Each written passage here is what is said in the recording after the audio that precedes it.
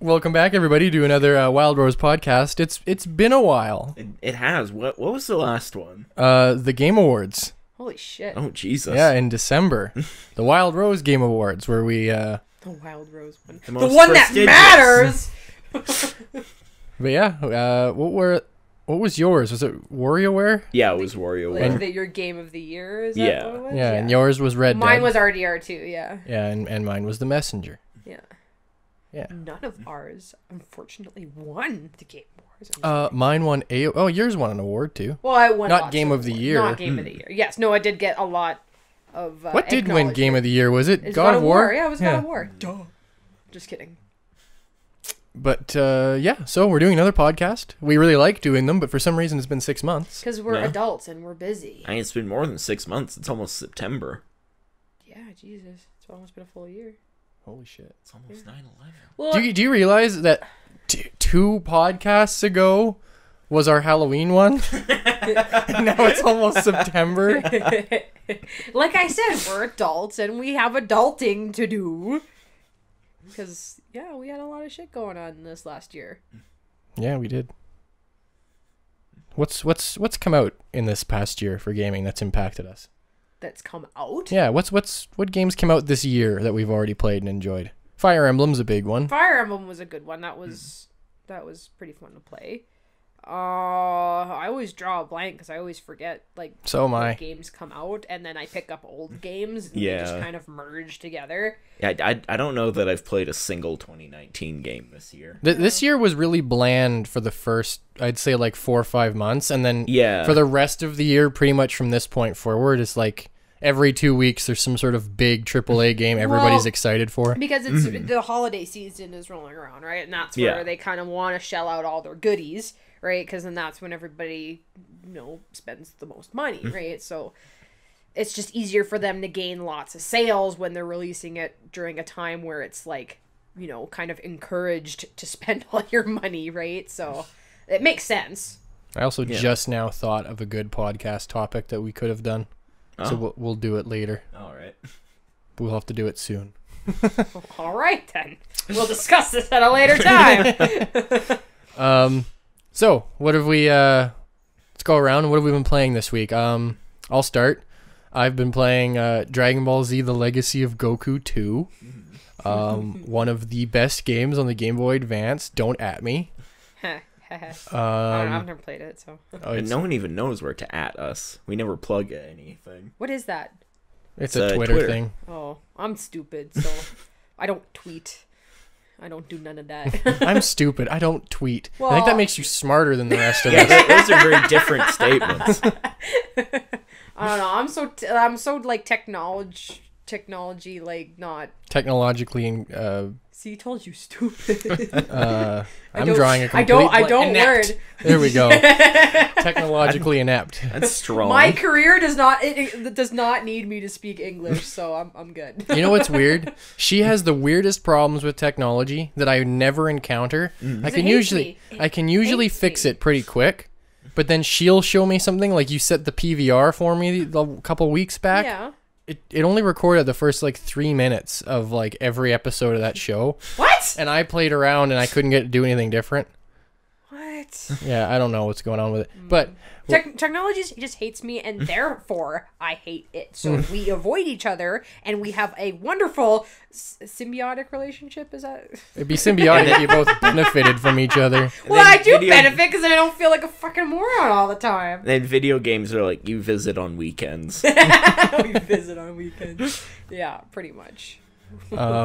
So, Legacy of Goku 2, I really like that game. It's kind of an action RPG. It's a really good adaptation of the Dragon Ball story of that arc, which is the like Android saga. But it is worth noting it's more or less an adaptation. It was a North American development studio that adapted it from watching the Funimation dub. So it has word for word dialogue right out of that original dub. Yeah. And it's I don't know. I really like that game. I want to play it on the channel at some just point. like written dialogue. It's not acted out dialogue. Oh yeah, there's no voice acting in that's it. what I thought. But you could I was literally, just curious. like, I'd be surprised honestly that if there isn't like a ROM hack where someone's taking the audio from the show And then and just put put it it in the in game there. Yeah. because Yeah. it's literally that just good of an one-to-one. adaptation, Yeah. with the exception of a couple of like, I would call them filler arcs, but like RPG, Esque quests. you know, yeah, like either side quests or like let's fill out the game a little bit kind of a thing. Yeah. Yeah. But I really like it. I actually want to play all 3 of those games on the channel at some point. Who knows when, but at some point. Yeah. At some point. It might not even be me playing, because I've played them so many times I can probably do it fucking blindfolded, which might be a fun video. Other than that, I was playing the Dragon Quest XI demo last night, Oh, cool. Oh yeah, that's right. and I really like it. See, I even forgot about that game. I will never forget about that game. Wow. I've been That's waiting one of those for so games that I long. thought had already come out. yeah. And I think that every time until I hear like, oh, Dragon Quest XI's coming. I think it did just on other. I did on other Other platforms. platforms, and you wanted to play it on the Nintendo Switch. I Yeah. remember you saying that you were waiting for it, and then Well, that's the thing. That was the first video game ever confirmed for codename NX. Before even Nintendo and it was said, like last in line. yeah, before even Nintendo said, yeah, Zelda's gonna be cross-platform, Breath of the Wild. Right. Yeah. Before they even said that, it was actually, I think it was a Square Enix press conference where that was the first time we ever heard codename NX. And then it was after that point that Nintendo was like, oh yeah, that's our thing. We won't talk much about it right now, blah, blah. But it was at a Square Enix press conference where they're like, oh, Dragon Quest XI is in development. And it's going to be releasing on PS4, Xbox One, and Nintendo's codename NX. And they wouldn't say more about it than that. And then eventually the game gets shown off, gets advertised, whatever. And then the Switch was already out for like a year. But then when the game came out, it came out on the PS4 and Xbox One and Steam. Everybody was like, what the hell happened? Yeah, I wonder what happened. Like maybe they just had troubles. It has a special secondary mode that none of the other platforms have. Okay. And it's the entire game playable in 16-bit. Like they recreated the entire game using probably not the original engine, but mimicking like the Dragon Quest games of like the Super Nintendo Right. era. Okay. That might have what been that. That's set it probably back, what is that slowed they it down. wanted to spend Yeah. some extra time on something that they thought the gamers would really like, which is fine by me. I like it when developers do that. Like I don't mind them holding off a release date for a game if they just want to spend that little extra time to just, polish her off and make her great, right? Are Yeah, you like listening, Game Freak? I'd rather have that than the opposite. Yeah. I'm sorry? I'd rather have that than the opposite, where they're like, no, we have to hit this date. And, Yeah, right. You know, And then everything just else be damned. push it out, right? And then just make money off of You it. guys do really, really well at making me bring up Mass Effect Andromeda every I know. single well, podcast. we know it gets under your skin. I mean, let's be honest. There's a lot of games you could bring up. I know, but that one's just such a big wound. Yeah, it is a big wound. But yeah, like I know I talked about it a lot in our last podcast because it was the Game of the Year awards. But talking about Red Dead Redemption 2 is that game got held back like a couple of years. I don't think a couple of years, maybe a few months. I think it was a few months. Well, it got officially delayed for a few months. Right. Yeah. Because they did announce it was in development like 7 years before they showed it. Yeah. But yeah, I appreciated that they were just like, well, we're not going to release it quite just yet, even though we said that this is when we were going to do it, because like they just did. They wanted to make sure that what they sent out was a really kick-ass game, and that's what we got, was a real kick-ass game. And then they did like the RDR to the online play as well too. And as far as I know, that's still being, updated and developed. And when it was in beta, a lot of people didn't like it because it was just missing a lot of stuff. But I mean, at the same time, it's the beta. You can't really expect that much. But I didn't play the beta, and I know that my sisters did, and they really liked it. And then I hopped on the Red Dead Online bandwagon, and it's a lot of fun. It's a nice way to experience that game in a different way, because like they actually have like little story missions that you can do where your character interacts with like the new characters, reoccurring characters, and it's actually really neat. And if you're the kind of person that plays games the way I do, which sometimes you just kind of want to enter a world and fuck around and do whatever the hell you want to do, it's a really good game to scratch that itch for me. So yeah.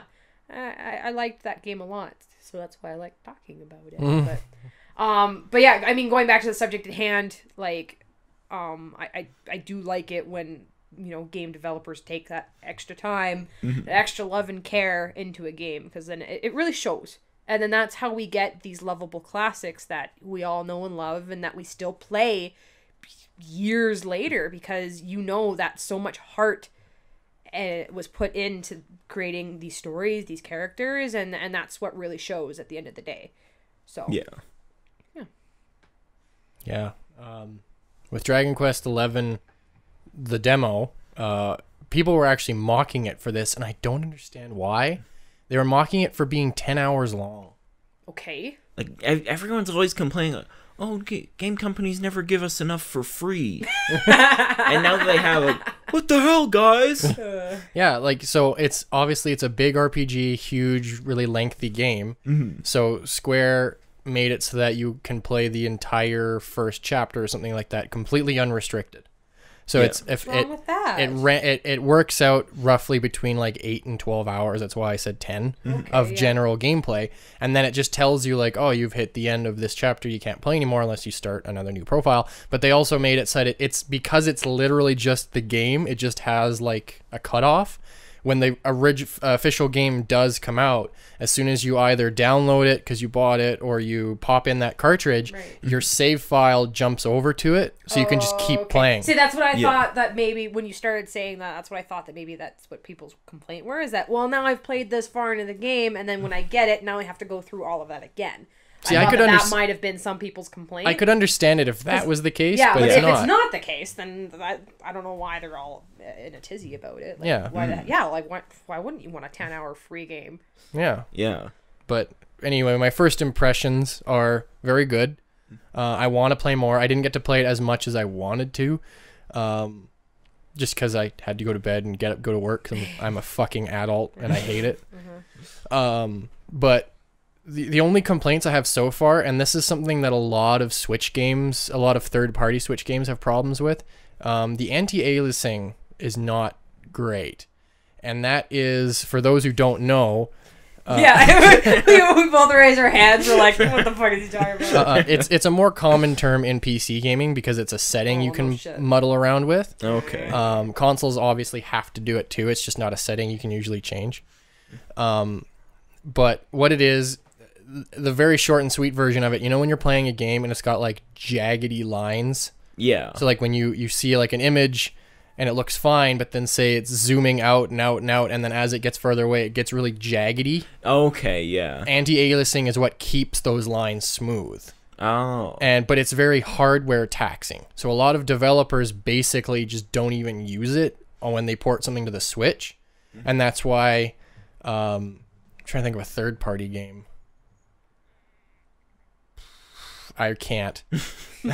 But like even Nintendo's first-party stuff, Nintendo is known for, I think there's actually the term Nintendo polish, where they won't release a game until it's exactly what they envisioned. And they do anti-aliasing really, really well, but you can always expect a first-party studio to take full advantage of the hardware. Yeah. This game doesn't seem... It does in cutscenes, but not in gameplay, and it's not jarring. But it's something I notice that when I'm like walking down a path, I can tell that the edge around this boulder in my path is a whole bunch of frickin' triangles. But the closer I get to it, the less noticeable it is. So it's one of the things where if you're running around and you're like, oh, there's a climbable wall over there, or there's this over here, you won't notice it. Yeah. But it is something that, like, I'm not a huge junkie for that kind of thing. It doesn't bother me really. Yeah. It's just one of those little nitpicky things. If I had to see something I don't like about it so far, it would be that.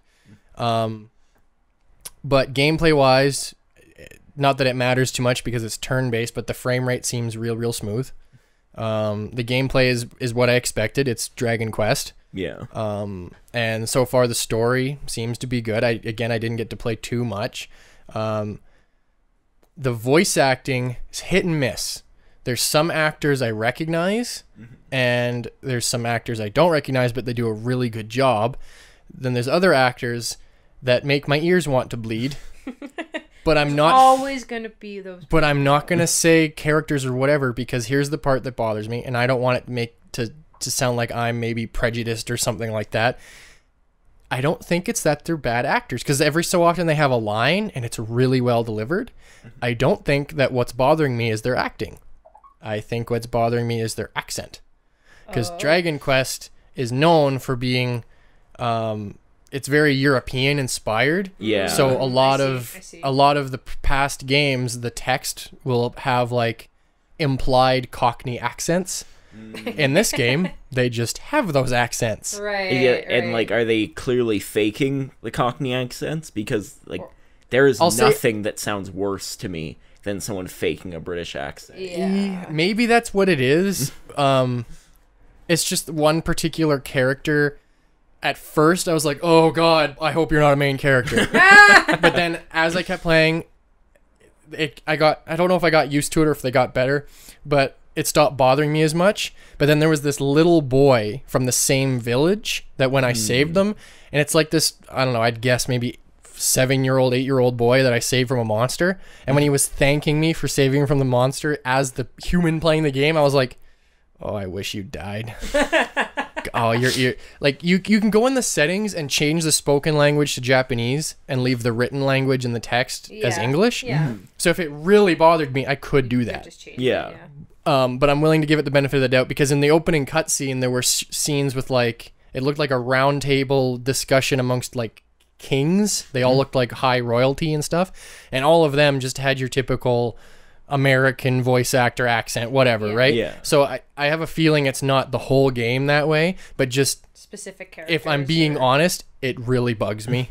But again, I hate to sound like potentially prejudiced, because if it's literally a real actress pouring her heart into this character and it's just her 'cause she has an accent, accent, yeah. I'd feel so bad for saying that. But It's hard when that stuff hits your ear and you're not used to it, right? Like it's the same thing if you walked up to a person on the street and they started speaking with certain accents in their voice, right? All of a sudden your ear catches it a lot like more harsh than normal, and you notice it a lot more than normal because now you're paying attention to it, right? And so like I understand that it would bother you a lot, especially like since like the other actors around as well too. They sound normal to you. they sound normal because I'm used to because it. you're used to Yeah. that, and then all of a sudden these characters just have a different way of speaking, and then it's just weird. Yeah, like it might be something I get used to. I wanted to talk about the I negatives. actually remember Yeah. when I played Xenoblade Chronicles, the second one that came out on the Switch. I felt the same way when I heard the main character speak. I was like, "What I've is just heard this like accent?" snippets of him, and oh my god! Like, have you heard it? I've heard a little bit of Yeah. it. Just Like, I and like your attitude. Okay, And like see- he's the only see- like he's not the only one. There's a couple others, but like when I first I haven't fully finished that game either. Yeah. But I remember when I started playing it and like I was hearing this character speak. It was it took me very much by surprise. I was like, I was not expecting that sound to come out of that. And I don't think he's a bad actor necessarily. It's the same thing with you. It's just I'm not used to hearing that kind of accent, right? Like it's just not what we experience every day. So then as soon as we're confronted with it, we're like, this is new and different, and it's just it's strange. that Doesn't mean it's sort of- bad, it just means it's strange. that sort of mocking impression you just did is pretty close. Yeah, I know it actually is. I've a heard little it. Like when I said that there's nothing more grating to me than fake British accents, that's exactly the voice I was thinking of. Yeah, I don't know if that's his real accent or not. I don't know, because like, especially on the YouTube, for some reason, I'll hear like an actual British person talking. It's like that's fake. Well, yeah, and like I don't understand because like when you do hear like an actual like British person speak, like it sounds very like it's fluid and natural, and Yeah. like there's just some words that they pronounce a little bit different, but then when you hear somebody like faking a British accent, like they enunciate things like a lot harder because they're trying to get those vowels or whatever that sound different. Yeah, it's to like try someone to get their pouring wet accent cereal across. into your ear. Well then, tell me how you really feel. But anyhow, Yeah, those are just some of the negative points, I guess, so far about Dragon Quest XI. But I do really like it, and I intend to get it as a full retail release, despite the little bit I've played of the demo. But the great thing is I've got a lot more of demo to play. So There you go. That's yeah, it is a lot of demo to play. yeah, I'm really enjoying it, and it's I finish games in less hours than that demo. I tend to gravitate these days more to shorter games. Yeah. But I think the Switch is the perfect platform for something like an RPG like that. That's really long because you can just pick it up, play a little bit, shut it off, pick it up later. That's true. But I do really like it. I think that's just about. Oh, okay. I don't want to share too much of my thoughts about this game right off the bat, because I have a feeling at some point we will play it on the channel. Okay. But I have been playing Alpha Protocol. Oh, right. What is that?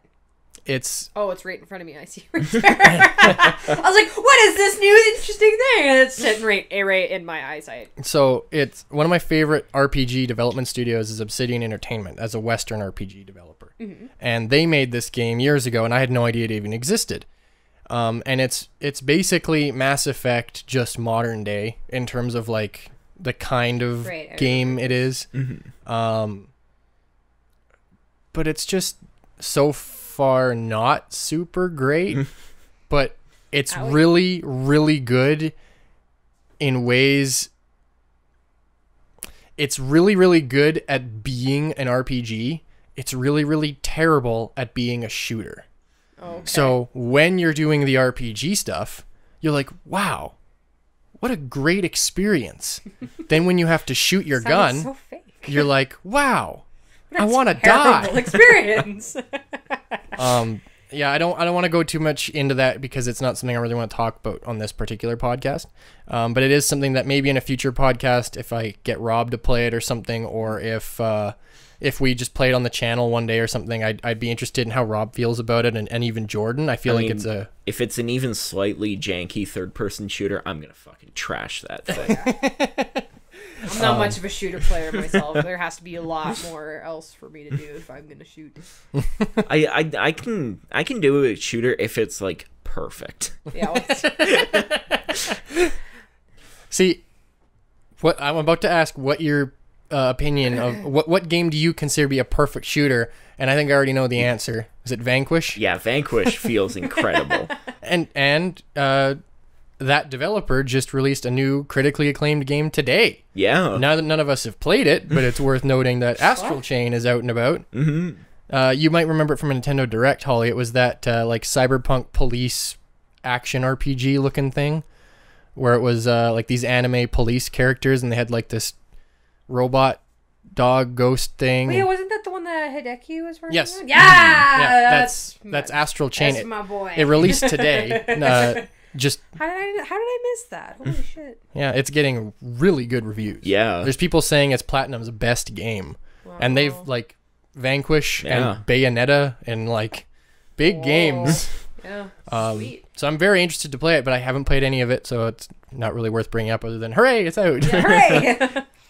Yeah, okay. Well, that's pretty much my 2 cents. Rob, what have you been playing?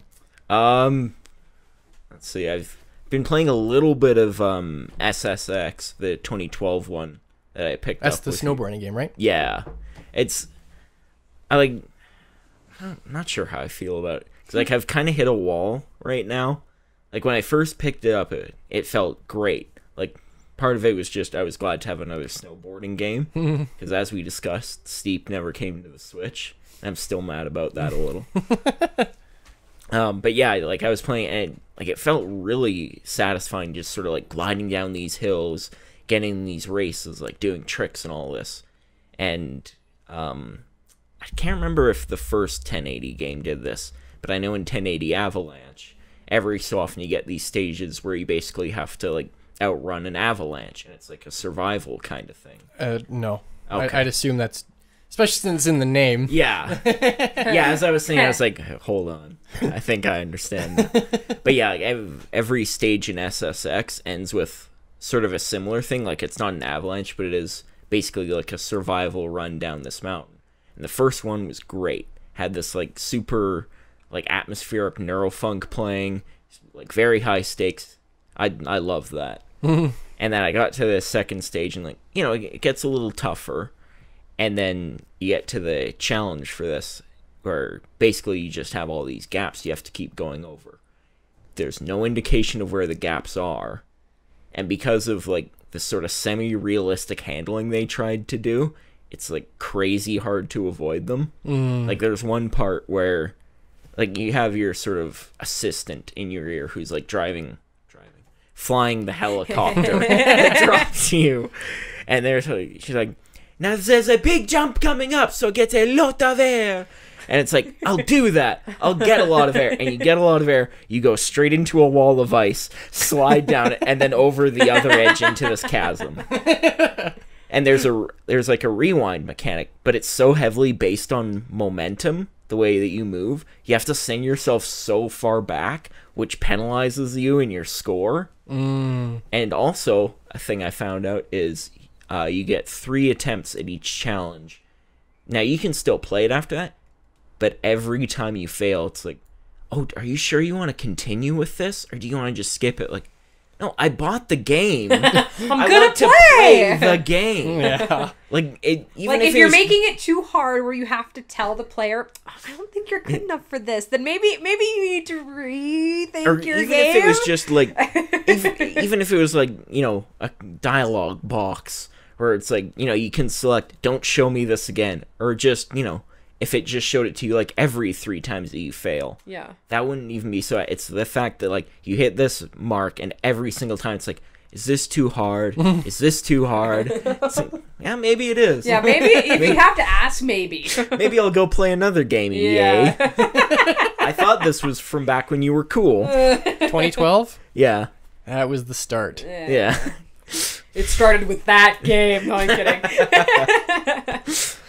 So yeah, I've played a little bit of that. The one that I've really been playing a lot of, because I now have a functioning laptop again, and I'm just so glad to get back to it, is I've been playing a whole lot of Brogue. What? Brogue. It's like not like super traditional, but sort of like in the spirit of like old school roguelikes.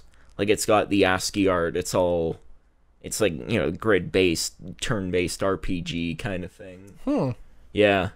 And it's like, it's one of those games where, like, you know, you play for a bit, you go on your run, you die, and it's like, I mean, I don't have to leave the house for, like, 5 minutes. I can do another one, right? And you just do that over and over and over. Yeah. You're gonna have to show me this. I mean, actually, I wanted to try a little experiment. Is there, like, a screen here where you be able to pull up a screenshot without fucking something up? Oh, yeah, I can do this one. Okay, cool. Yeah, I just pull up a screenshot of Brogue and see if you can tell me what's happening. How do you spell it? BROOG? BROGUE. Oops, I forgot the G. Learn how to spell. Yeah, I'm playing a lot of Brogue. Apparently it's a shoe. Okay, try Brogue game. Is it a brand? Brogue shoe? means a lot of things. Yeah, that's it. Oh, why is the picture so tiny? Because it's the internet. There we go.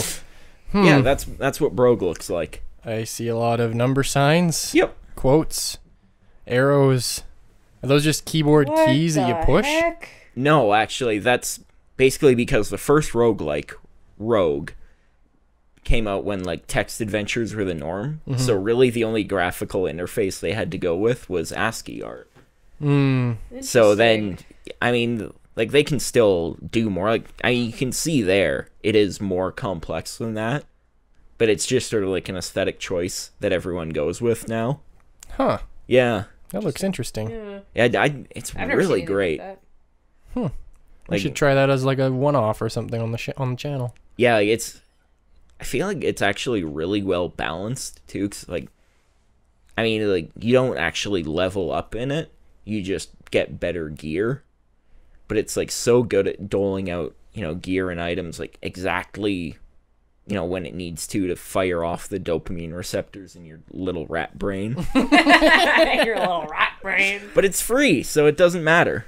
Is it like a browser game or something? No, it's basically just like freeware. And, you know, it's updated every so often. Cool. Yeah. Neato. All right, Holly, I know you've got lots to contribute to this particular topic. Well, just one, really, but it's a lot. Well, yeah, I was really excited to talk about this game because it was actually kind of one of my blasts from the pasts. Kind of, sort of, because I actually finished it yesterday. I've never played this game 100% through until recently. I was first introduced to it from one of those ancient demo discs that you used to get in like the early like 2000s. And yeah, it was a game called Threads of Fate. And I played this game on big demo disc. I had it with like, this demo disc had like Tomb Raider on it and Bloody Roar on it and Papa the Rapper, whatever. Parappa the Rapper. Parappa the Rapper. No, Papa the Rapper is I don't know. I could never beat that game. I sucked at it. But anyway, I've talked about this demo disc before, but yeah, one of these games was Threads of Fate, and I had no idea what this game was called, because I didn't remember. I played this demo disc like maybe when I was like 10, 11, and then eventually we, evolved to full games and kind of let this demo disc rest, right, after like our PlayStation 1 died. And I remember talking to my sisters about it, because I remember we used to play this demo a lot. And one of the main reasons that we played it a lot is because as, little girls, we were addicted to anything like animals. And in this game, there's two protagonists, and one of the protagonists can actually transform into different creatures. Okay. And in this demo, it let you transform into like a couple of monsters and whatever, so it was fun for us because we could transform into animals and piss around, right? And then I remember we were talking about this game, and then finally like my sister looked it up and she said, oh yeah, this is the name of the game. So I went and sought it out and I got it, and so I was like, okay, let's fully play this game. And as soon as I loaded it up and heard like the intro music, it was like instant nostalgia. I was like, I remember this. Yeah. And it was good. So basically the game, like I said, there's two protagonists. There's a boy and a girl named Rue and Mint. And so you can play as either or, and the stories are obviously still linked, but they play out a little bit differently. Yeah. And based on my memory, the female character Mint is like, she's a princess and a sorceress, so she uses magic, and Rue is the one who can actually transform into beasts. So of course I picked Rue. Yeah. And so basically the story, I don't know if I should get that into it, it's a long story. Go for it. But basically is that the story starts out about you, like the main character Rue, he's in a house and he lives with this other woman named Claire. And basically they live like a wholesome like farmer's life out in this, like, I guess the north, because there's snow. And all of a sudden, like, he walks outside because animals are making noise, so he's got to go check on the animals or whatever. But then this like weird looking dude shows up, and like they start the battle, right? I don't really remember why they start the battle, but well, I do now, but not like then. But I guess he was like super threatening or whatever. But anyway, he starts to fight off this guy, and then he starts and then of course the woman comes out, Claire, and then she's just like, don't hurt him, right? She's trying to protect him. But then the guy ends up like killing her. And then so like Rue gets all upset and all mad and all this shit, right? And so basically his mission throughout his journey is that he was seeking out this relic that he heard about that can grant people's wishes. So basically he wanted to wish her back to life. And so he travels to a faraway land to go look for this relic. And then like he meets a bunch of other characters in this town and whatever. But basically like he finds out that he's a little bit more linked to this relic than he initially thought. That there's like this ancient race of people that they're not immortal, but they have powers kind of like gods. And so they created they were the ones that created these relics, and the big one in the game that they're looking for is called the Dew Prism. And actually, for those who might know anything about this game, that was actually the Japanese title for this game, was just called Dew Prism. And then when it was English translated, they called it Threads of Fate. And so basically, I think they called them Aeons is what the people were called. Like they have long been like forgotten from the world. They all died because they're not immortal, so they can die. They just have really crazy powers. And so this one Aeon named Valen created the Dew Prism, and he actually sealed his spirit away with the Dew Prism. And he created this big like mass army of dolls, like living dolls.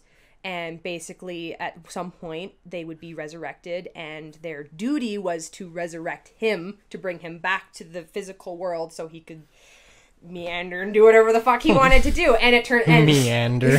Finally get a I nice don't know, but Jesus. in the end, it turned out that Rue was actually one of these dolls, and he did not know. Because basically before he met Claire, he woke up in these mysterious ruins, and he didn't know his own name. He didn't know, where what he was doing there. All he knew is that I have to go, I have to leave this place, and he wandered out. And then eventually Claire found him and gave him a home and all that kind of stuff, right? So I understood his ambition to want to bring her back, but sometimes I felt his ambition was a little childish sometimes, which was interesting. Because for me, when I started the game playing this character, it seemed like he seemed like that kind of quiet, stoic kind of type character, like the level-headed character, because his co-protagonist Mint, she's the one who's a little bit more spunky and fiery kind of thing, right? So he's kind of the opposite. Yeah. But then he would have these spells where he's just because he would encounter a lot of people that knew about the Dew Prism and told them if you seek out this relic, you could potentially destroy the world. It's very powerful and destructive. And he's like, I don't care. I want to bring Claire back to life. I don't care what happens to the rest of the world. It's really?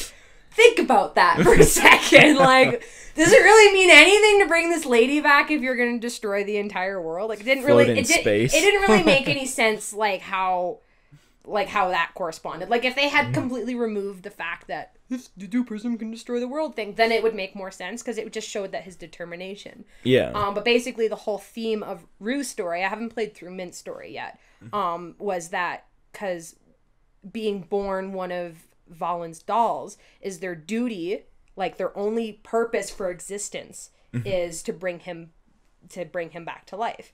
And the man that killed Claire in the beginning of the game is also one of Valen's dolls, but he's the only one that retained his memory but not his abilities. So he is able to control Rue's abilities to activate the Dew Prism, but he can't do it himself because he retained his memories instead of his powers. And then Rue's the opposite. He lost his memories but kept his powers.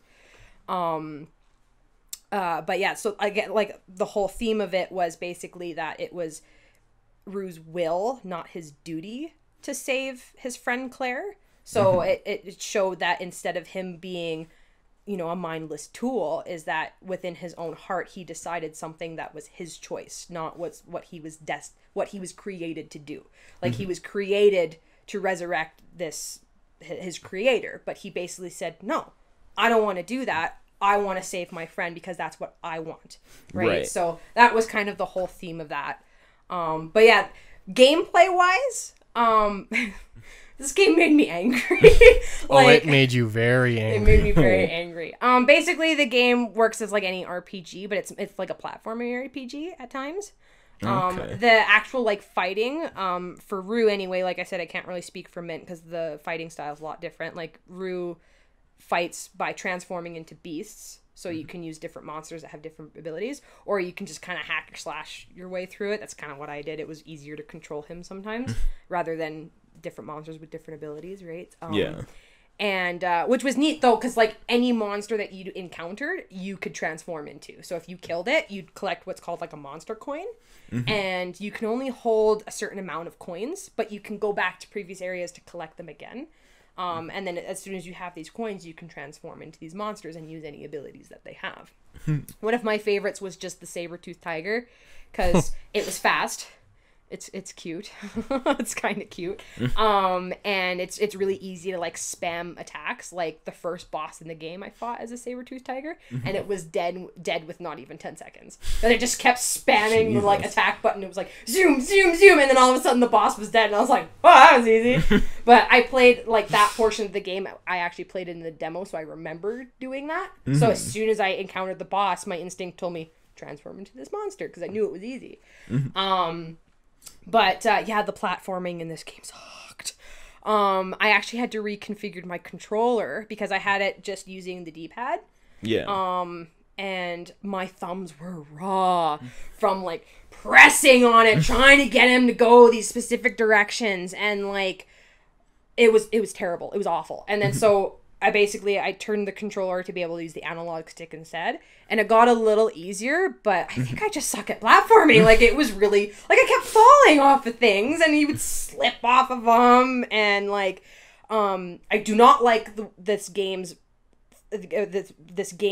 idea of puzzles. I don't, because this game's idea of puzzles is we're gonna throw you into a dungeon where there's, like, 20 rooms, but they're all identical, and you have to try to find your way through this ridiculous maze of who knows what. You have to remember which directions that you're going in, and sometimes they'll do subtle things like certain noises that will indicate that you're going a certain direction. Like, I remember, I think it was like one of the first dungeons, is that once you started getting closer to where you needed to be, you could hear rushing water.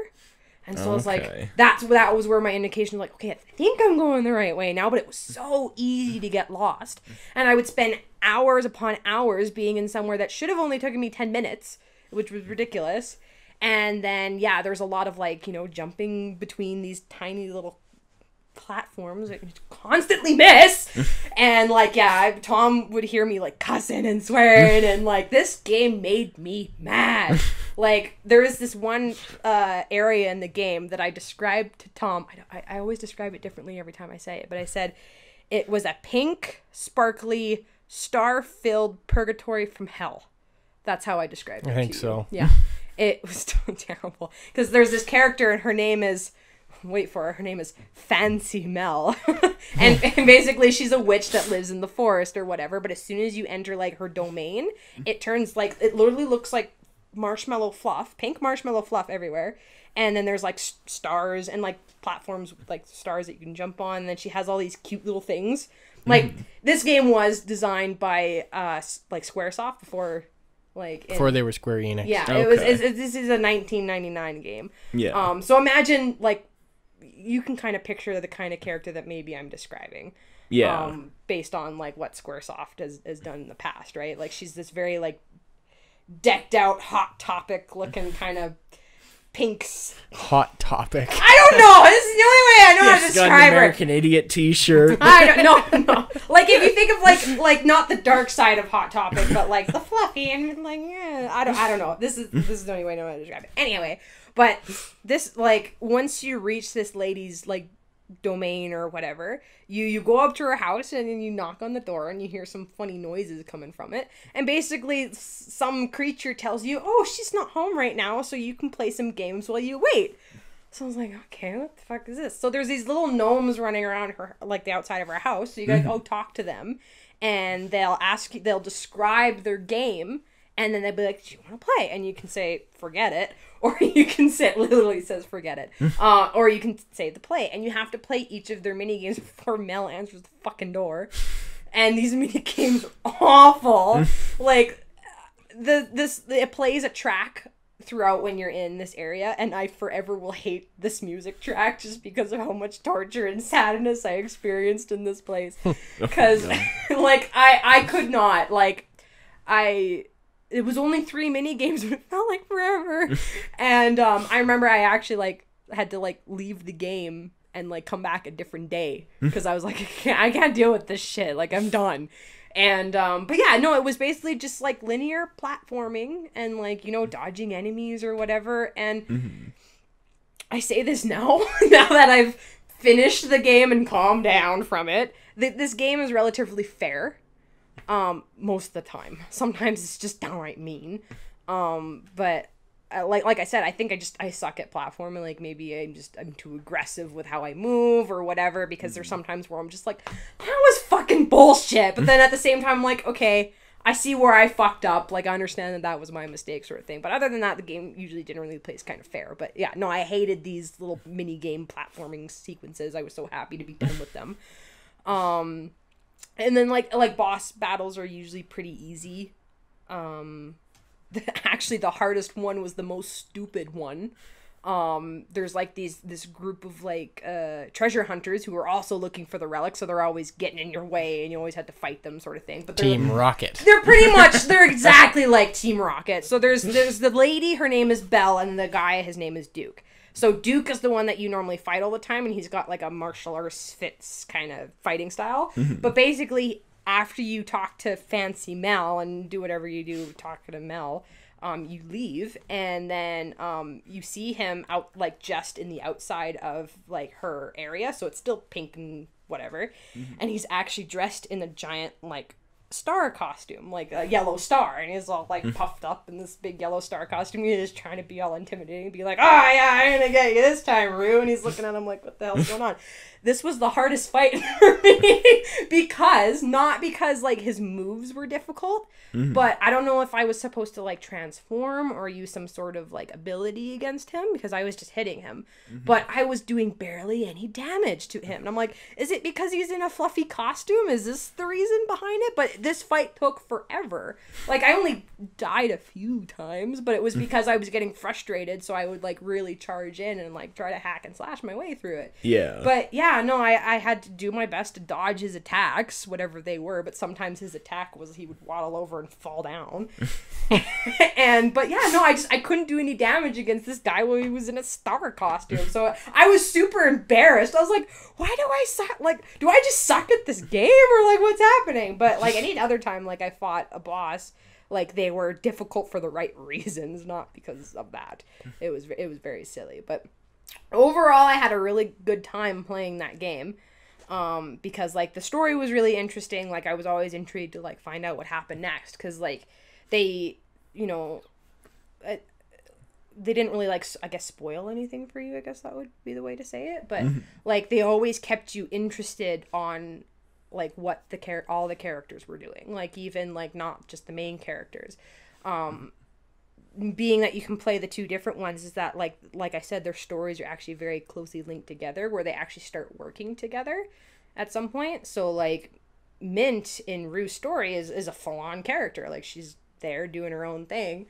And like she's an interesting character to deal with, but and it's just interesting to see like how their stories like collide with each other. And I'm kind of excited to play through like Mint's campaign to see how her story differs from Rue's, because like Rue seemed like he was very like closely related to the whole Duprism thing.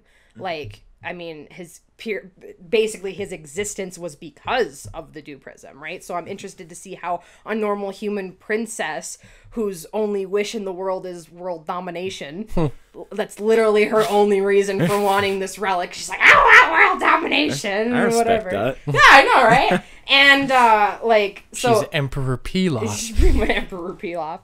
So it's interesting to see like how she closely relates to it, because as far as my understanding, like the final boss is still the same guy. Like Valen is still the final boss, sort of thing, right? And like all your enemies are the same enemies. But I really started to be curious about it when at some point Mint was conspiring with Belle and Duke, the treasure hunters, to go against what Rue was doing, because she wanted it for herself. So she's like, well, we're gonna work together so that we can stop him, and then I can get it, right? So like her ambitions were like really selfish. Yeah. But it seemed like everybody in this game was just being selfish. Like I was just getting what they want, sort of thing. But like I said, like to my understanding is that she's likely the kind of character that has that, you know, bratty personality, but does grow throughout, you know, the game after being exposed to, you know, the truth and her own experiences. You know, as Rue did. I just found that his wasn't that dramatic. Like, I remember at one point he was talking to this character, and this character looks at him and be like, wow, you've changed. I'm like, no, he hasn't. He's like the same. Like, and then I thought about it a little bit more, and I'm like emotionally, I think like he did, because like it was after that a character told him about his will and his duty and what the difference was, and I think that's where it clicked in his head that he actually felt a little bit more human. But he didn't actually like project that like to anybody else. Like, that I saw anyway. So that when this character said it, it was just felt weird. It's like always kind of the same, if not worse. But it's not like I hated the character, but I remember Tom eventually watched me when I was close to the final boss, and I just looked at him. I'm like, God, you're an idiot. Like, it's just like I was disappointed in him. I was like, why would you do that? Like, I was able to predict some of the things that he would do based on like his decisions and like how his emotions would run wild a little bit sometimes, because usually if he was confronted with the guy who killed Claire, like that's really when his emotions would just like explode, and then you're just like, God damn it, like keep your head together, man. And like, so it was really like I was very like into it though, like it really kept me close to, I guess, the character that I was playing, and like really trying to understand his emotions and what he was going through, I guess. But yeah, no, it was a great game. It was a thrill of a ride, because I hated 90% of it. No, I didn't hate it. It was frustrating. It was just frustrating because I'm like one of those players that tends to try to rush through things. So of course, when I started getting frustrated with this platforming, that's when I start to like rush it and go faster. Because I'm like, okay, I'm done with this. I don't want to do it. And then that's when I start making even more mistakes. Because, like, I think I lost most of my boss battles that way, because I died a few times in every boss battle. I don't think there was one battle that I came out of without death. Like, every one of them I died. And it was also because I had to learn, like, how the characters were fighting and what I was actually supposed to do. Like, the game doesn't give you that much, especially when it gives you a lot of freedom with, like, your transformations and stuff. Like, you can fight any way you want, basically. Right. But the hardest one I had troubles with was the third battle before the boss fight. It was one of like the bad guys, lackeys, I guess. Yeah, his name was Psycho Master. Damn. I know, right? Sick name. There was I love that band. Yeah, there was 4 masters. So like the big villain that like killed Claire, his name is Doll Master, because he's a doll like Rue. Yeah. And the other ones were Trap Master, Mode Master, and then Psycho Master. And Mode Master can transform like you can. Her fight was actually kind of interesting because she would transform into you. And as soon as I saw her, I'm like, haha, I know all of your weaknesses. Because as soon as she we only have like 2 attacks. One is the triangle, and then one is your X button or whatever. Yeah. And your triangle button is just like a normal like horizontal slash. And your X button locks you into a combo. And so as soon as I would see her lock herself into that combo, I knew I could get behind her and just wail on her, right? So I was like, ah. But then when she would transform into something I wasn't familiar with, and I was like, I got a little fearful then, because she did that a little bit. But anyway, Psycho Master was a bit difficult, because I fought him before. But the first time you fight him, you don't have to win. You just have to get his HP down to a certain point. Okay. And then obviously the second time is to the death. But this fight was mean. Like, it wasn't fair. So what they did is that Psycho Master, he put up these barriers which reduces your area of fighting to like half.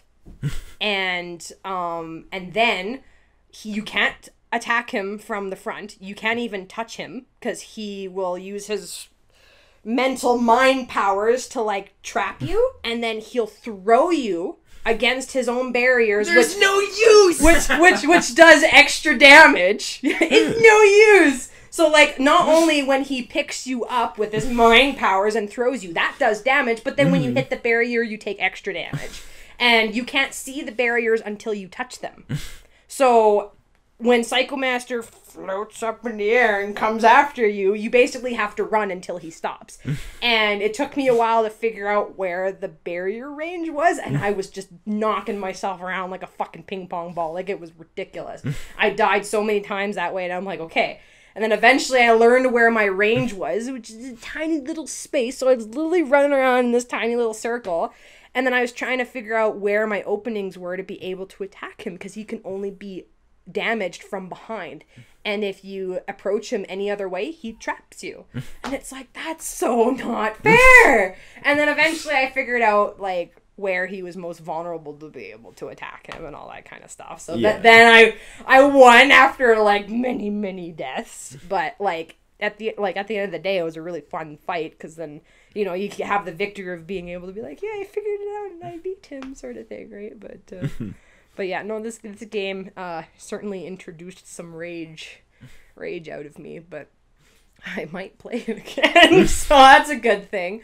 But I like that the game gave me enough of a challenge that even though like I was frustrated with it, I still wanted to go back to it. Like, I was still willing to put up with its bullshit, because I was like, it's a good game. Like, I still really badly want to play it, and like I wanted to experience everything out of it, so I was willing to go through the torture of playing it to experience it, which is very interesting and conflicting feelings. But yeah, no, I wish I'm actually sad that I finished playing it, and I wish there was more.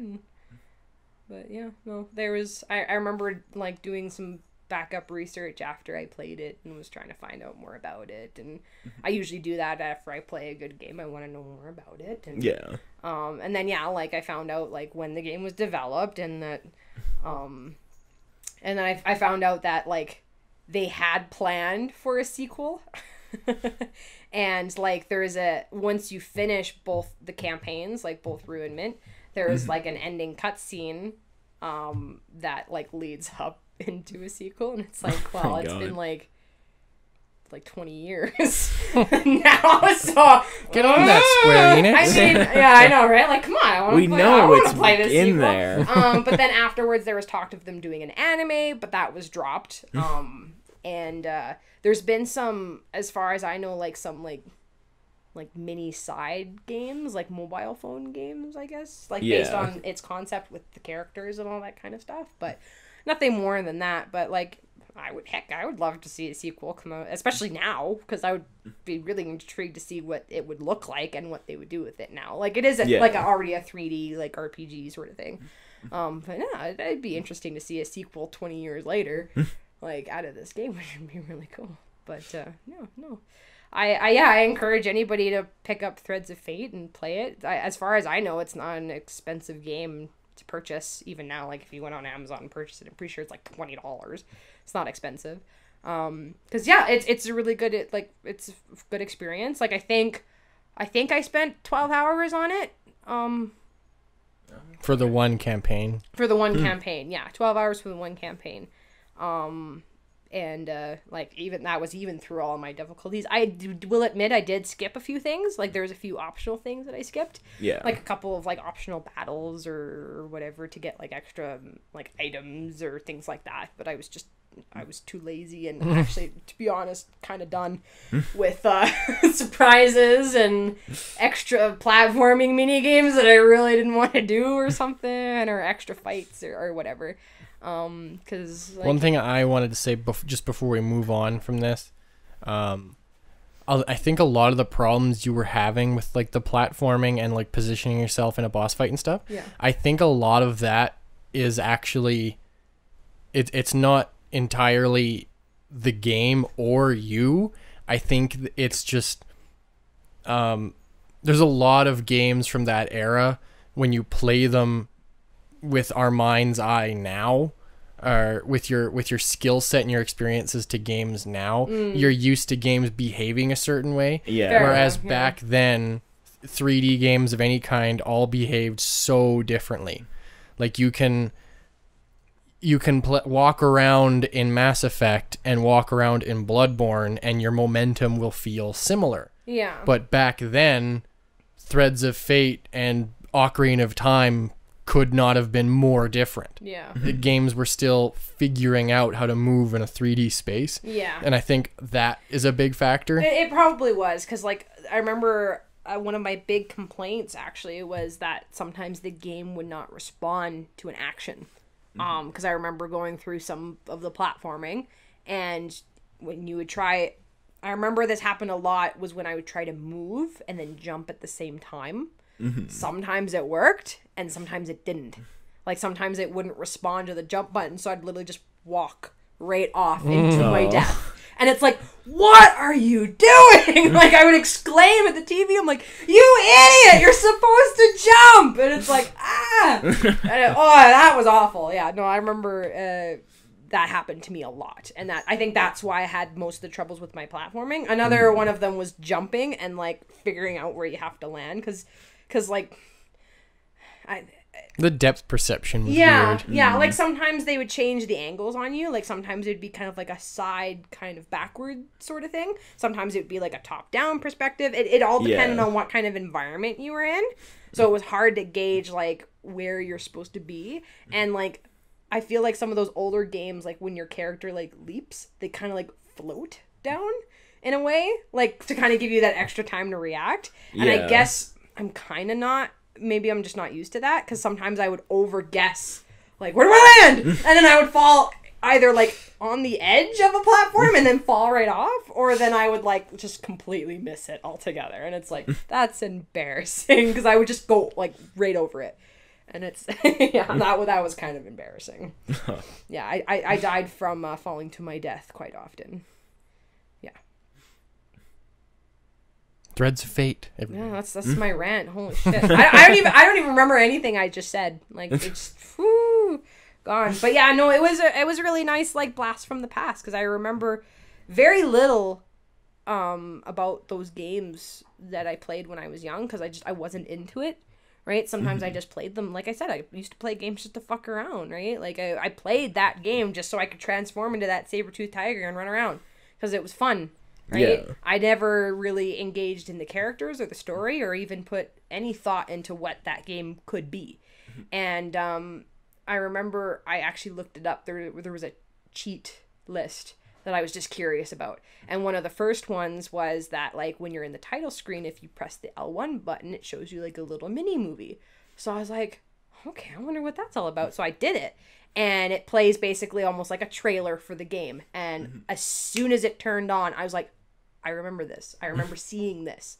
And I was trying to think, like, what my mind as a kid thought when it saw this. Because at this point, I'd finished the game, and then I watched it. And you see all the characters and places and stuff like that. But I was trying to remember what I was thinking sitting there as a kid watching it. Like, what did I think that this game was about? Yeah. Right. So it was an interesting feeling to kind of hear that music and then, like, see these visuals, and then it'd be like, what did I think? What did I perceive that this game would have been about?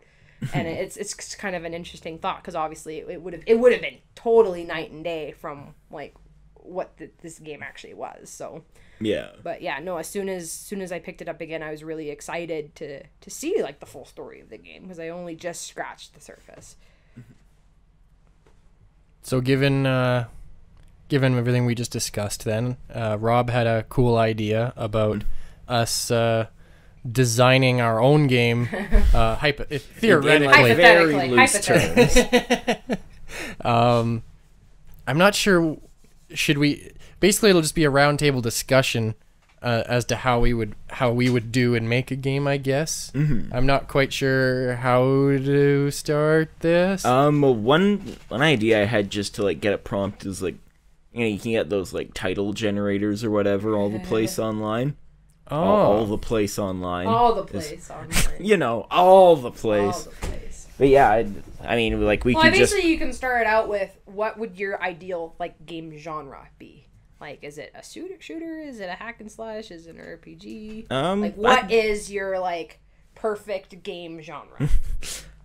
I don't know. I feel it's beautiful. It's framed in glistening metal. One thing I've noticed about myself that growing up I never noticed, I seem to really like... well, I've always known I like Metroidvanias. Yeah. But I seem to really, really like action. What would the genre be? Action side scrollers. Games like The Messenger. Yeah. When I was a kid, those always intimidated me, and I kind of avoided them. Why? I don't know. Why would that intimidate you? Just like how fast you got to react, how difficult some of the boss fights can be. Yeah, I guess so. But when I played The Messenger, I was just every time I died, I was I know I can beat him. I gotta try one more time. Yeah. And when I did it, it was like such a rush. Yeah. Yeah. And then the music was so great, the atmosphere was so great, the humor was so great. That's what I felt when I was kept playing going. Threads of Fate. Like every time I finished a fight, like I felt fatigue. Mm-hmm. I was like, how are you not tired? Like I'm exhausted. But like a game Rob and I are gonna play on the channel when we're done with Hollow Knight is one of the games we're gonna play is Shinobi, and I'm super excited. Like Yeah. I think about it. I'm so excited. I'm not kidding. I think about it like when I'm at work, just sitting there. I'm like, oh man, we're gonna play Shinobi. in like a few weeks. Yeah. Oh man. Yeah, and like I have it ready to go, and I could play it now, but I'm not going to. But I'm so excited.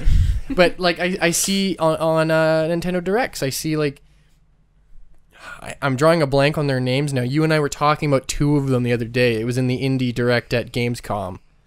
One of them, they're both coming out like the first week of September. I know guess one of that'd them be this was week. Creature in the Well. Yeah, Creature in the That looks Well. really cool. But like I see those trailers now, and I'm like, oh, that looks awesome. And it's just such a weird thing because that's never something that I used to get excited about. Yeah. And so I'm just, I don't know. Yeah, I know the feeling. There's a very like narrow spectrum of games that I get excited about. Like I remember watching E3 this year, and I'm kind of like, Yeah, it's nothing really for me this year. You're more yeah, of a- so many of the directs, it's been like, wow, that's a lot of big announcements that a lot of people are going to be really excited for. Yeah. I'm happy for them, but Yeah, like tell me there's when a the dog very sledding game's coming out. narrow spectrum of games that I get excited for. But like I said, I'm a very like picky person. Like I'm excited to talk about this. You know, your I think- perfect game. Well, I think Tokyo Game Show is more of your speed. E3 is more Western catered. Mm. I'm not really.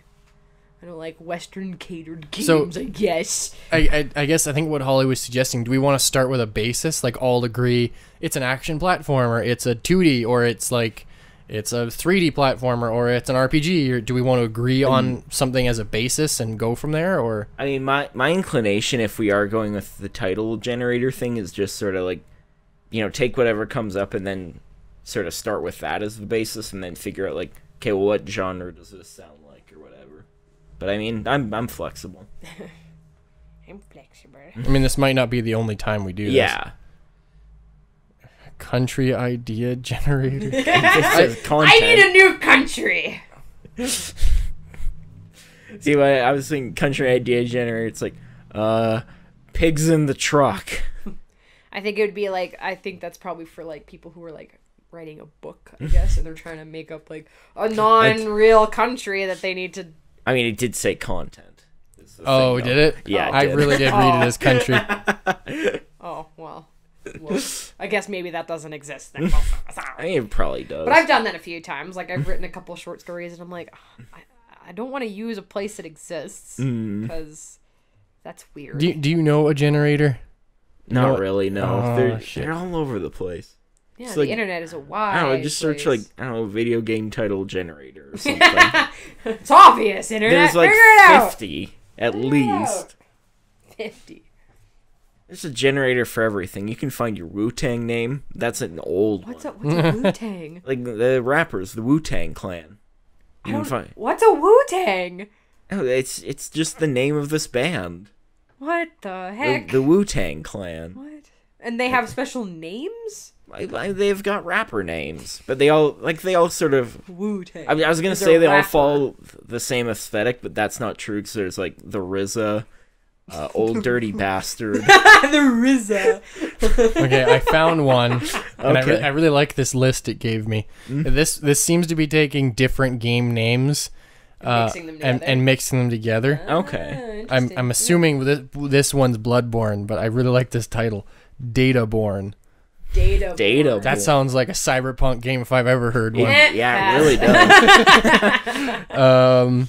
Crash of Transgression.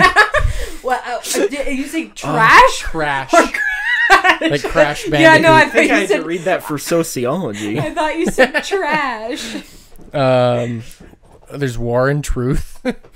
Paradise and Revenge. Whoa. Metal Carnage. Blast of Salvation. What the heck? You sound awesome. Alpha Conquest. Endor Lust. I look.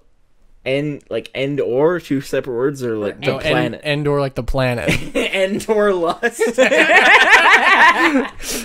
I'm pretty sure that game already exists. Probably. It's probably like a Flash game, but You know, that game or that fan fiction or that elaborate one man show. let's see. Let's do some more.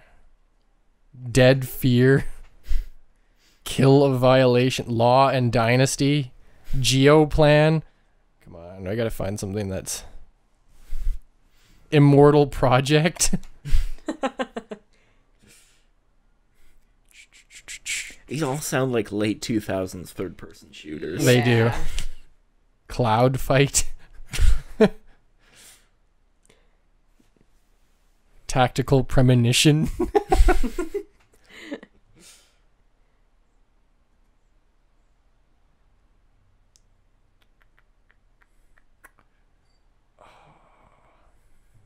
He's thinking so hard.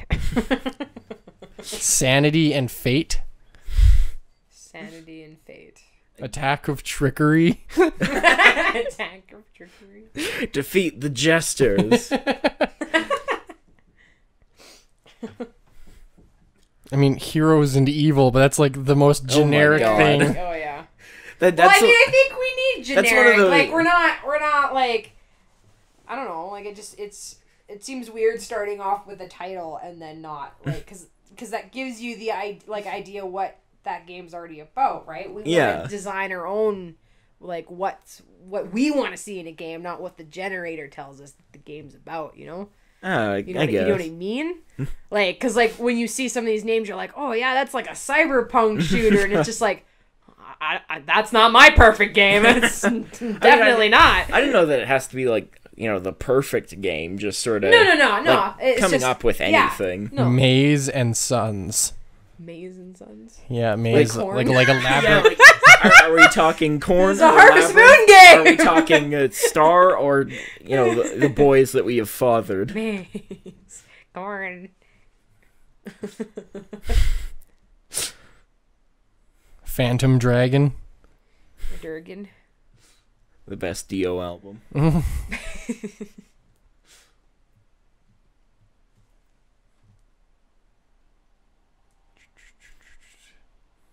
Defeat of Violation. Oh, that's, Wasn't there a movie called Dragonheart? I think so. What? No. Yeah, it was, I think it had like Sean Connery in it as the dragon. He was Oh, Sean Connery definitely was a dragon in something called Dragon Something. Well, I narrows it down. Welcome to the official IMDb film trivia show. Fusion Cry. What does that What is mean? it? Yeah. It's when you fuse and you're like, ah! This sucks. Wow. That echoed in here. I think all the mics heard that one.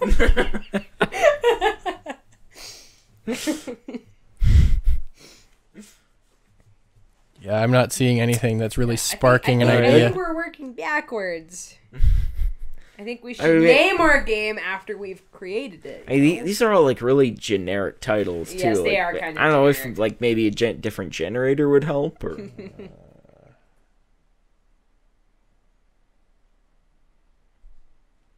The Blood of Forgotten Mystery. Soul Puppies. Oh my god. Soul puppies. The Lord of Wild Principle. like the man who runs a school. That's what I thought. I hope. Target Run. That sounds like a mobile. I'm leaning towards Soul Puppies. Yeah, I think that's the best one we've found so far. Soul Puppies Dire it is. Kittens. Oh. Shit. or we just combine them, Soul Or is Puppies Dire- versus Dire. Or is Dire Kittens the sequel There you go. It to could Soul be. Sure. Puppies? Sure. All right. So, what kind of game is Soul Puppies? I think this might be a little too on the nose. My first thought is like a Nintendogs clone. Really? So no, The see, puppies. when I hear Soul Puppies, something that pops into my head is like, For me, it's like Dog Island that pops into my head.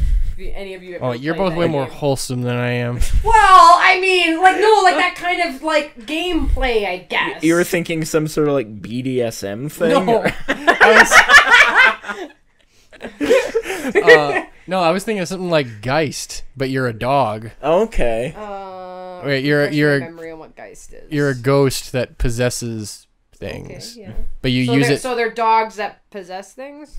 They're ghost Yeah, dogs. they're Okay. ghost puppies. Yeah, I know. But obviously, you've never played Dog Island. Yes, I have. I've never played it, but I've But that's what play means. I've seen. He's Uh, 2019 Okay, played all right, it. but- Which is watching someone play it on like- YouTube. Like, I mean, like that, like gameplay wise, not like story, fluffy puppy wise, if you know what I mean, right?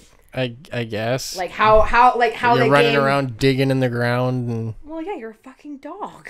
Whether you're a ghost or alive, you're a dog. you're a dog your in Twilight thing. Princess too. You still dig around and Yeah, sniff it's shit. You also eviscerate your enemies. I didn't say they wouldn't Just like in eviscerate the Dog people. Island. Yeah, I didn't say they wouldn't eviscerate people. I'm just saying that that's what came to mind. Because when you put it in a title, like, see, this is what I mean about the title suggesting what the game is. When you say puppies, that suggests that it might be something cuter, right? If you said dogs or hounds, then it starts to create a Soul darker image. hounds. There you go. See, because when you think puppies, you think little cute puppies. I mean, we so don't you're have to- automatically thinking of something cute. I'm not saying we have to be like strict sticking to the prompt. We can use that as a jumping off Oh point no, if I'm we not want saying it's to. strict to the prompt, but that's where I'm saying that's where my thought process came from. Like Yeah. you have to understand like what the word does to your mind. It's also the best title I've ever seen here. Dying Death. The game where you have to track down and kill death. Okay, so I agree with what Rob just said. We'll use it as a jumping off point. So we probably won't call it Soul Puppies, All right. but it's a game about spirits, maybe poltergeists, whatever, and dogs. There you go. All right. Where do we go from here? So are the ghosts possessing the dogs, or are the dogs the ghosts possessing people? I like the idea of being a dog and you are a ghost. Okay. Yeah. Maybe you're the soul of like some sort of deity, but not. I'm about to clone Okami. No, not Okami. Okami. Yeah. Maybe you're the ghost of like a. You could be a spirit guide. Maybe I was Yeah. I was thinking more like a lingering spirit of like a wolf or a dog that was like Like a regretful A or pet. vengeful spirit. a pet of like an ancient like samurai or something, and you got to like reclaim your master's sword or something.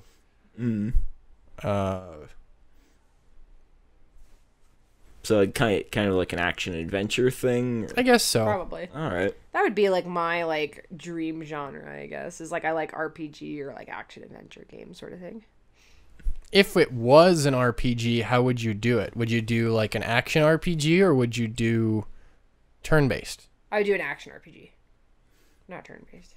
Fuck that shit. I don't wait my turn. You don't wait your turn for someone to come kill you. Like, what are you talking about? You're not gonna like Dragon Quest. I know. Hey, I played Three Houses and I was fine with that.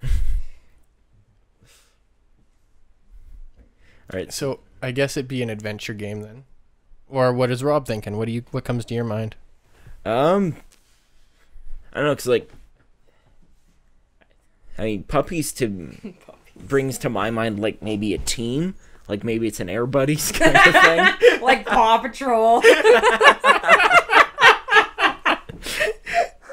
So like I don't know, maybe I just pictured like a Bleach-esque like demon being ripped apart, and then there's just this adorable little Dalmatian. I'm on the case.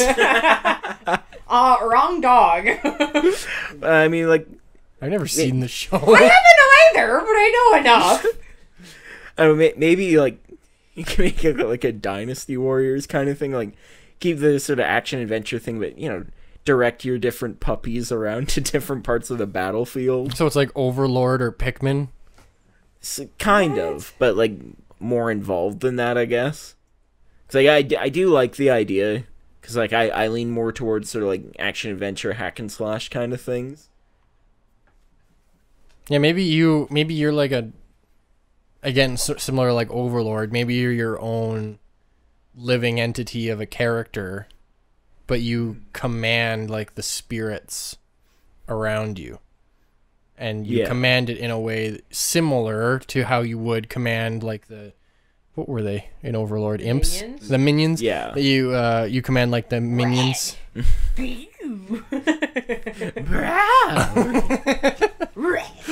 If Jordan listens to this, he's gonna start crying because you and him never finished. Yeah, that's true. That was a long time ago. What do you think of that? Like you're manipulating these spirits. So you're commanding spirits, but Yeah. you're not a dog. It doesn't have to be like What if you're- gameplay wise like Overlord, but Yeah. Mm-hmm. What if you were a dog commanding spirits? Yeah, maybe like You're just a magical pupper. maybe like you're the leader of some like dog sled team. And I don't know, maybe your master was a dog sledding samurai. Whoa! Wow, that's impressive. I mean, we already went the samurai angle. I'm just yes-anding. man, I don't know. The way I would see it is that you mentioned it before, kind of doing like the ancient Japanese sort of theme, I guess. So I would say that if we like the name being like what was our name, like soul puppies, it was but if it was like a soul hound, then I would say like maybe that you're a demon that takes the form of a dog, but you can use like spirits to like increase like yourself in like a transformation almost.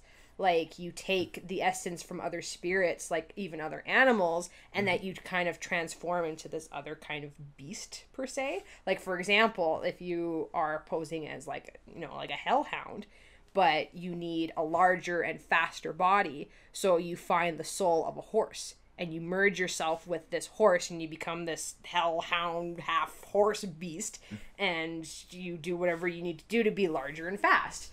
And then that way you use the souls around you to increase your own strengths to help you progress through the game.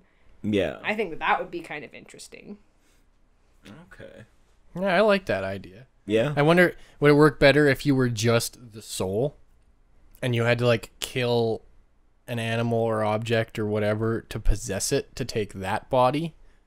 And then that way you have a balancing act of, if I need to be faster, I could possess a horse. Yeah. But then if I encounter a bear, I'm kind of fucked. Yeah. Yeah. And that forces you to pick and choose based on what you need, but also think long term. Yeah. Okay, so we're operating on the assumption now that you're just the demony soul or whatever that possesses things. Yeah, I think that works. Okay. Then yeah, I guess it would have to be like an action adventure game. How would you possess something though? Would it just be it's dead, now I can possess it, or would there be like a mini game involved? No, I think it would just be that like you killed it and then you collect its soul. Yeah, like, I don't think I that think mini game would be necessary. I think that would just be extra work, because then you couldn't react in a situation fast enough, because then you're pissing around doing a mini game instead of just, I need this soul, I'm gonna kill this and need it and get its soul. Because you could even do that in the middle of battle if you wanted to. If that creature was in the environment around you, then you could just kill it. And just like if you would in like a game that like gives you enemies to farm for life, you just attack an enemy to take its form. Right? Yeah. So I think if you added a mini game to it, that's just extra work. There'd have to be some pretty interesting mechanics to, if you say you died and when you start a new game, it always puts you at like, say, the bottom of the food chain.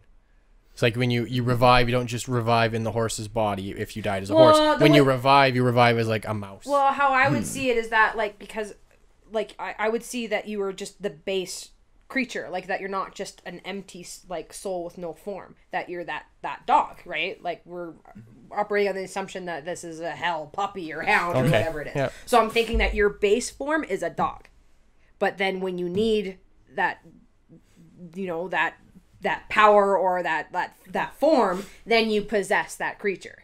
I'm not saying that you're just an empty ball of... Oh, okay. I was thinking you'd be like an empty ball of poof. No, I'm thinking that your base form is that you're a ghost dog. Or like a demon. But that's the form that you're taking. Okay. What does Rob think? Does that sound okay? Yeah, I think that works. Okay. See, the reason why I was going into like you'd be at the bottom of the food chain or whatever was I thought it'd be an interesting mechanic if you could set traps in the environment. Like if you're stuck as a mouse and you need to be a bear, how do you kill this bear? Yeah. And you Right. could use, if you I don't know, you could use the environment somehow to knock down a tree. Well, you could still do that, but you don't have to be a mouse. Yeah, like maybe Right. your sort of depowered form is like this dog, but Yeah. because you're Some just like a enemies ghost. some enemies can be difficult depending on like where, like you said, where you are in the food chain. Like if you're a dog, you can't just go up to a bear and bite it to death. Like you're gonna lose, right? A horse is a different story. A horse, you can probably bite it to death. Or even just like, because, you know, well, you're incorporeal basically after you die, so you can't actually like hit anything. So maybe when you're in that form, you have to rely more on like setting traps in the environment and that kind of Yeah, thing. being like kind of poltergeist like activity Yeah. sort of thing, right? Like moving objects in the environment to like use that to your advantage to help you kill these things so that you can possess them or attain So them. the dog form has no bearing on the what you can and can't kill sort of aspect. It's purely like the form you take when you're moving around this world. Yeah. Okay. Yeah, like when you're a spirit, you're a dog. But if you're possessing things, you're whatever you possess. And I would see that there's obviously like a time limit or a certain amount of damage that you can take before it spits you out. Yeah. Yeah, like the Like soul you is couldn't not compatible. be a bear indefinitely. Like if you're just like, fuck this dog shit, I want to be a bear. Right? Like you couldn't be a bear indefinitely. Like if you took a certain amount of damage or a certain amount of time, it would just spit you out. Yeah. And then you just have to go find another bear. So what would be the goal of this game? Why are you moving around in this world? What are you doing? My first thing that pops in my head is you aren't actually a demon like we were saying. Right. Maybe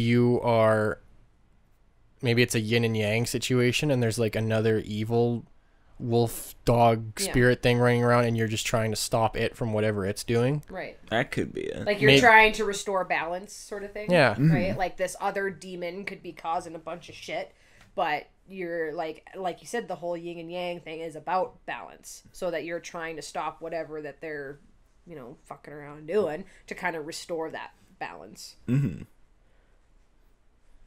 Yeah, you could like tie it into that old sort of like proverb about, I don't know if you have heard this, but like basically the idea is like, you know, this old man's telling this kid this story about how, you know, they're basically two wolves and they're constantly fighting. One represents everything good, you know, love and compassion, all this.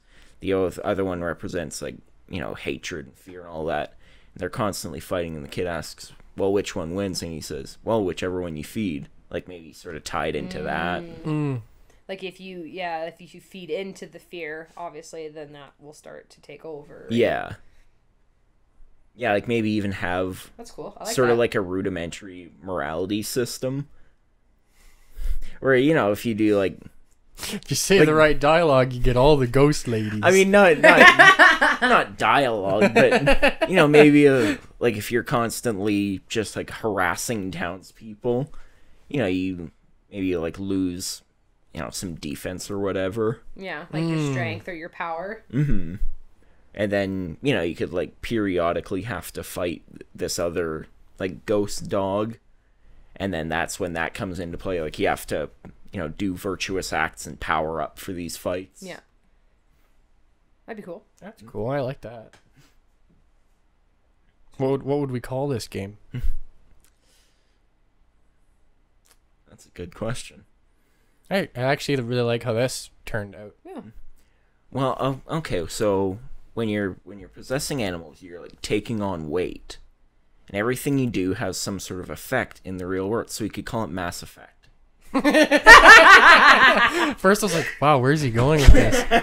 Refresh my memory because I do have an idea here. Like, which one is the yin and the yang, the black or the white? Like, which one? I think it's interchangeable. Is it? No, I think. no, because Because one is they are like another. they are associated with like different kinds of energies. I think yin is the dark one because it's like associated with like coolness and earth. Yeah. And then yang is associated with like heat and light. Okay. If I remember right. Because That's based on one religious studies class I took. Okay, I googled it. There's two pictures and they're opposites of each other. great. But one of them is what Rob said. Okay. And it says yang is positive, sun, light, heaven, active, fire, above, heat. Right. Because I was thinking that if you're technically the hero in this game, then we could call it the soul of the yang. Maybe the character's name is Yang, Yeah. That'd be an interesting. and then the tie-in. villain is Yin. Yeah. Maybe the soul of the yang. I'm trying to think if there's anything else. Like the Inspector Yang. Inspector. Yang Spectre. Oh. Yang Spectre. I'm just trying to think of any other like cool words for ghost Yeah. that could be worked into a title. I don't know. You can use the word shadow if you got something cooking up in there. No, No. I'm not that smart.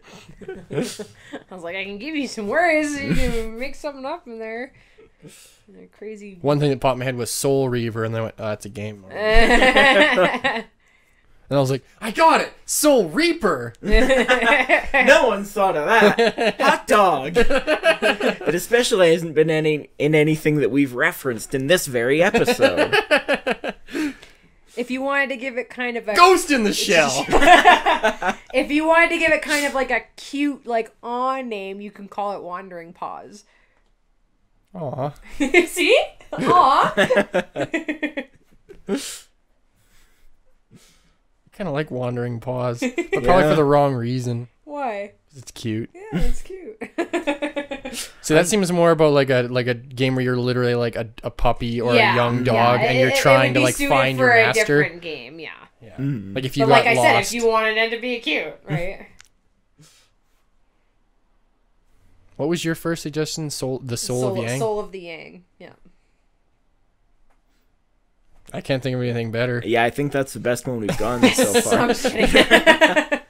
You win! Yeah! Well, there you go. Any indie dev studios out there that listen to this that want to make Soul of the Yang, sure, go for it. I won't sue you. Except you, Timberline. You focus on the Red Lantern. Then we'll talk. Yeah, any game where I can be a wolf, I'm happy. Okay. Well, I feel like that's a good ending point. Yeah, For I this think we podcast. cracked it. Yeah. I do want to refine our sort of game pitch idea thing a little bit more, but I do like that idea, and I think after a little bit of our wheels spinning in the mud, we figured out a way to start. Yeah. But- Yeah, I think we'll get the practice in. Yeah. But I think that'll be a not necessarily every podcast, but a recurring segment. I like that. Cool. Was trying to invent a game. It got my brain turning a little bit. Yeah. I got it. Zombie U. What? I'm confused. Doom. Doom. Houndoom. Oh, that'd be great. A first person like action shooter where you're just a dog. A shooter? Yeah, Where you're a Houndoom. dog? Yeah. You shoot lasers, your Yeah, eyes. you've got like back mounted Oh, okay. cannons.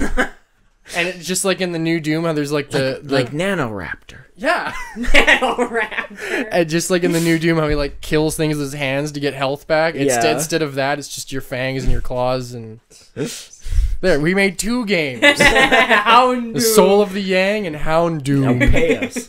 Don't sue us, Nintendo. Why? Why would they sue There's us? a Pokemon called Houndoom. Oh, right. I thought that was the joke. That was you the made. joke, but I just didn't really cue in Nintendo. Oh, but I thought that was a because it would be Digimon. Game Freak, wouldn't it? It would be Game Freak, not Nintendo. Well, Nintendo's partial owner. Wow, that's why I was I'm sure confused. they have some That's sort of... why I was It's probably more the Pokemon company. Yeah. Yeah. Yeah. But that's why I was confused. I swear I'm not stupid. I'm just situationally retarded. So, right before we end, as a closing thought, the podcast idea I had, like in the first fucking 5 minutes or whatever it was we could do a podcast talking about what we want to see from the next generation of consoles. Okay. What do you Like, like what out do- of the consoles or the games?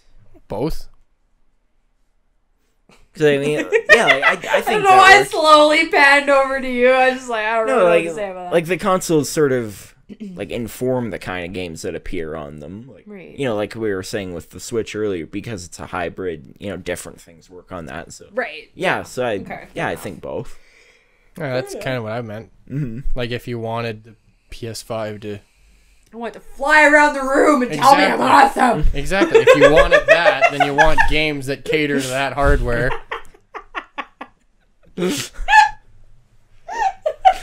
Are you listening, Sony? Your next $1 million idea. Oh my god, that would be so stupid.